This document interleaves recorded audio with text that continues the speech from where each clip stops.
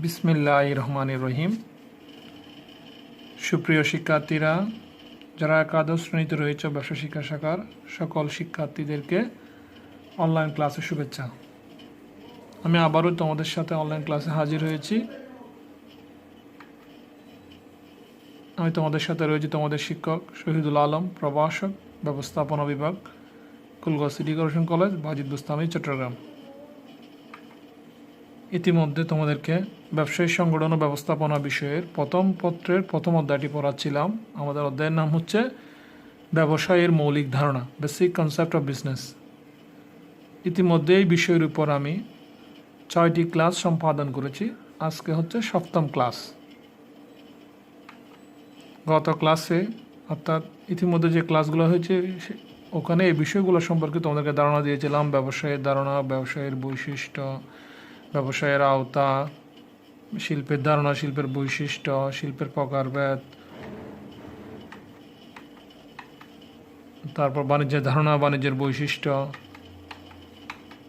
তারপর বাণিজ্যের প্রকারভেদ। আজকের আলোচ্য বিষয়সমূহ হচ্ছে 1 নাম্বার প্রত্যক্ষ সেবার ধারণা দিব তোমাদেরকে, 2 নাম্বার প্রত্যক্ষ সেবার বৈশিষ্ট্যগুলো সম্পর্কে আলোকপাত করব, 3 নাম্বার প্রত্যক্ষ সেবার প্রকারভেদ সম্পর্কগুলোও একটু আলোচনা করব। দেন আসা যাক প্রত্যক্ষ সেবা। আসলে সেবা প্রদানের মাধ্যমে মানুষ বেঁচে থাকতে চায়। সেবা দেওয়া ও নেয়ার সাথে মানুষ জন্মগতভাবে সম্পৃক্ত। সাধারণত প্রত্যক্ষভাবে সেবাদানের উদ্দেশ্যে যে ব্যবসায় গঠিত হয় ও পরিচালিত হয় তাকে প্রত্যক্ষ সেবামূলক ব্যবসায় বলা হয়। তো আমরা স্লাইডে কি দেখতে পাচ্ছি? মুনাফা অর্জনের লক্ষ্যে ভোক্তা বা গ্রাহকের প্রয়োজন ও চাহিদা পূরণে সক্ষম কোনো কাজ, সুবিধা বা তৃপ্তি সরাসরি দেওয়া বা সরবরাহ করাকে প্রত্যক্ষ সেবা নামে অভিহিত করা হয়। যেমন হতে পারে ডাক্তারি, শিক্ষকতা, ওকালতি ইত্যাদি। আবার সেবা একটি অদৃশ্য ও স্পর্শনীয় পণ্য। এইরূপ অস্পর্শনীয় অদৃশ্য পণ্য ক্রয় বিক্রয়ের সাথে সম্পর্কিত বৈধ ও ধারাবাহিক কার্যাবলীকে সেবামূলক ব্যবসায় বলা হয়।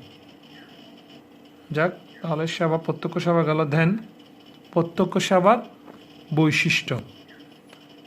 প্রত্যক্ষ সেবার কিছু বৈশিষ্ট্য রয়েছে। আমরা প্রথমে সংজ্ঞায় দেখতে পেয়েছিলাম এটা একটা কাজ, এটা একটা বৈশিষ্ট্য এর কাজ বা সুবিধা। দেন অস্পর্শনীয়তা, মালিকানা হস্তান্তরযোগ্য নয়, মজুরযোগ্য নয়। দেন গ্রাহকের কাছাকাছি প্রতিষ্ঠান ও বিচ্ছিন্নতা, পরিবর্তনশীলতা। তো আসা যাক কাজ বা সুবিধা। প্রত্যক্ষ সেবা হলো কোনো কাজ বা সুবিধা বা তৃপ্তি যা এর বিক্রেতা ক্রেতাদের নিকট বিক্রয়ের জন্য উপস্থাপন করে। এইরূপ সুবিধা বা কাজ প্রদানের জন্য বিক্রেতাকে মূলধন সহ ব্যবসায়ের সকল উপকরণ জোগাড় করতে হয়। যেমন একটা ক্লিনিক হতে পারে, attorney farm, audit farm, cinema hall, bus company ইত্যাদি। অস্পর্শনীয়তা। সেবা অনুভব করা যায় বা এর দ্বারা প্রয়োজন পূরণ হয়, গ্রাহক তৃপ্তি লাভ করে থাকে, কিন্তু ক্রয়ের পূর্বে স্বাদ, সুবিধা, তৃপ্তি ইত্যাদি স্পর্শ বা চুইয়ে দেখার নেওয়ার সুযোগ কম থাকে। যেমন হতে পারে একজন স্টুডেন্ট, একজন শিক্ষার্থী 20 টাকা খরচ করে কলেজে গেল। সে যে 20 টাকা খরচ করে কলেজে গেল, অর্থাৎ রিক্সায় চড়ে বা যে গাড়িতে চড়ে গেছে, এক্ষেত্রে সে সুবিধা পেয়েছে, কিন্তু এই সুবিধাকে স্পর্শনীয় বা দৃশ্যমানভাবে উপস্থাপন ছাত্রের পক্ষে অসম্ভব। দেন মালিকানা হস্তান্তরযোগ্য নয়, অর্থাৎ সেবা অস্পর্শনীয় বিধায় এর মালিকানা হস্তান্তর করা যায় না। কেউ সিনেমা হলে গিয়ে সিনেমা দেখে তৃপ্তি পেতে পারে, কিন্তু দর্শক সেই তৃপ্তি অন্যের কাছে বিক্রি করতে পারে না। দেন মজুরযোগ্য নয়। সেবা মজুরযোগ্য নয়, অর্থাৎ সেবা উৎপাদন, প্রদর্শন ও বুক একই সাথে হয়। দন্তশূলের রোগীর ডাক্তারের কাছে উপস্থিত হলে সেবা উৎপাদন বা প্রদানের প্রয়োজন পড়ে। অথবা হতে পারে নৃত্যশিল্পীর নাচ উপভোগের জন্য দর্শককে সশরীরে উপস্থিত থাকতে হবে, অন্যথায় সে নাচটা উপভোগ করতে পারবে না। অর্থাৎ এক কথায় মজুরযোগ্য নয়। দেন গ্রাহকের কাছাকাছি প্রতিষ্ঠান, পণ্য ভোক্তার কাছে থেকে অনেক দূর উৎপন্ন হতে পারে, কিন্তু সেবার বেলায় সম্ভব নয়। গ্রাহকের কাছে সেবা কেন্দ্রগুলো গড়ে উঠে থাকে। ডায়াগনস্টিক সেন্টার হসপিটালের আশেপাশে গড়ে উঠতে দেখা যায়। স্টেশনের পাশেই হোটেল, রেস্টুরেন্ট এ কারণে গড়ে উঠতে দেখা যায়। বিমানবন্দরের পাশে আবাসিক হোটেল এই ধরনের প্রতিষ্ঠান গড়ে ওঠে, অর্থাৎ গ্রাহকের কাছাকাছি প্রতিষ্ঠান। দেন অবিচ্ছিন্নতা, অর্থাৎ এটাকে বিচ্ছিন্ন করা যায় না। এটা কিভাবে সম্ভব? এটা সেবাকে মূলত সেবা প্রদানকারী থেকে আলাদা করা যায় না, অর্থাৎ সেবা দেওয়ার সময় সেবাদানকারীর উপস্থিতি থাকা আবশ্যক। যেমন রোগীকে সেবা দিতে হলে চিকিৎসকের উপস্থিত থাকা বাধ্যতামূলক। একইভাবে আইনি লড়াইয়ের জন্য আইনজীবীর উপস্থিতি আবশ্যক, অর্থাৎ সেবাকে মূলত সেবা প্রদানকারী থেকে কখনো আলাদা করা যাবে না, অর্থাৎ অবিচ্ছিন্নতা, বিচ্ছিন্ন করা যায় না।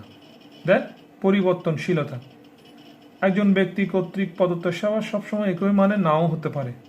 যেমন একজন চিকিৎসকের চিকিৎসা সেবা সব রোগীর ক্ষেত্রে সমান হয় না। সেবাদানকারী ব্যক্তির মন মানসিকতা ও বিভিন্ন পরিবেশ পরিস্থিতির উপর ভিত্তি করে প্রত্যক্ষ সেবার ভিন্নতা দেখা যায়। মূলত এই হচ্ছে প্রত্যক্ষ সেবার বৈশিষ্ট্য। প্রকারভেদ, সেবার প্রকারভেদ, অনেক ব্যক্তি অর্থাৎ সেবাকে অনেক ভাগ করা যায়। তো তোর মধ্যে ডেভিড হল্ট নামে একজন ব্যক্তি সেবাকে 5টি ক্যাটাগরিতে ভাগ করেছেন। 1 নাম্বার, পেশাগত সেবামূলক ব্যবসায়, অর্থাৎ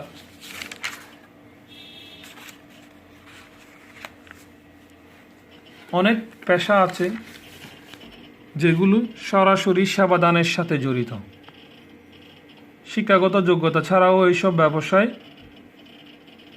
পরিচালনায় সরকারের অনুমতি গ্রহণ করতে হয় এবং আবার পেশামূলক কিছু নিয়ম নীতিও এখানে পালন করতে হয়, যেমন ডাক্তারি, কনসালটেন্সি, উকালতি, চার্টার্ড অ্যাকাউন্ট্যান্ট, প্রকৌশলী ইত্যাদি পেশাগত সেবামূলক ব্যবসায়।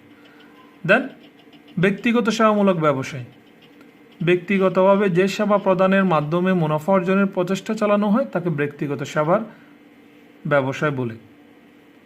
আবার এই সেবাটি ব্যক্তির দক্ষতা ও কৌশলের উপর নির্ভরশীল, যেমন হতে পারে স্বর্ণকার, পেইন্টার, কার্পেন্টার, টেইলর, কুমার ইত্যাদি। দেন বন্টন সংক্রান্ত সেবামূলক ব্যবসায়, পণ্যদ্রব্য বন্টনের মাধ্যমে এইরূপ সেবা নিশ্চিত করা হয়। এক স্থানের উৎপাদিত পণ্য পরিবহনের মাধ্যমে অন্য স্থানের ভোক্তাগণ বুক করতে পারেন। এটা তখনই সম্ভব যখন বন্টন সংক্রান্ত সেবাদানকারী প্রতিষ্ঠান ওই জায়গায় থাকবে, যেমন হতে পারে খুচরা ব্যবসায়, পাইকার, এজেন্ট ইত্যাদি। আবার পরিবহন হতে পারে সড়ক পরিবহন, জলযান, আকাশ পরিবহন, রেল পরিবহন প্রভৃতি বন্টন সংক্রান্ত সেবামূলক ব্যবসা হিসেবে অভিহিত করা হয় এগুলোকে। দেন পণ্য সরবরাহ সংক্রান্ত সেবামূলক ব্যবসায়, পণ্যদ্রব্য উৎপাদক বা আমদানিকারকের নিকট হতে সংগ্রহ করে চূড়ান্ত ভোক্তার নিকট সরবরাহ করা। এটা করে থাকে কারা? মধ্যস্থ ব্যবসায়ীগণ এই পণ্য সরবরাহ সংক্রান্ত সেবাটি দিয়ে থাকেন। অর্থাৎ এটা হতে পারে পাইকাররা, পাইকার, খুচরা, এরা হতে পারে কি মধ্যস্থ ব্যবসায়ী। এরাই কি পণ্যকে প্রকৃত ভোক্তার কাছে পণ্যটি পৌঁছে দেন। দেন আরেকটা বিষয় রয়েছে, ওটা হচ্ছে তথ্য সংক্রান্ত সেবামূলক ব্যবসায়। যে কোনো প্রয়োজনীয় বস্তু বা বিষয় সম্পর্কে তথ্য জানা অপরিহার্য। তাছাড়া তথ্য জানার অধিকার সবারই রয়েছে, এটা একজন নাগরিকের ব্যক্তিগত অধিকার। বাজার, পণ্য, চাহিদা, পরিবেশ, রাজনীতি প্রভৃতি বিষয়ে নিয়মিত তথ্য জানতে হয়। বিভিন্ন বিষয়ে প্রয়োজনীয় তথ্য সরবরাহের সাথে জড়িত প্রতিষ্ঠান তথ্য সরবরাহ সংক্রান্ত সেবা দিয়ে থাকে, যেমন হতে পারে electronic media, print media, e commerce, internet, website, multimedia, outsourcing প্রভৃতি তথ্য সরবরাহ সংক্রান্ত সেবাদানের সাথে জড়িত। তাহলে আজকে আমরা কি দেখতে পেলাম? আজকে আমরা 3টা বিষয় সম্পর্কে ধারণা পেলাম: প্রত্যক্ষ সেবার ধারণা, সেবার বৈশিষ্ট্য এবং প্রত্যক্ষ সেবার প্রকারভেদ। এই 3টা বিষয় সম্পর্কে জানলাম। আজ তাহলে এই পর্যন্তই। দেখা হবে আগামী ক্লাসে। সবাইকে শুভেচ্ছা। Wish you good luck. See you next class.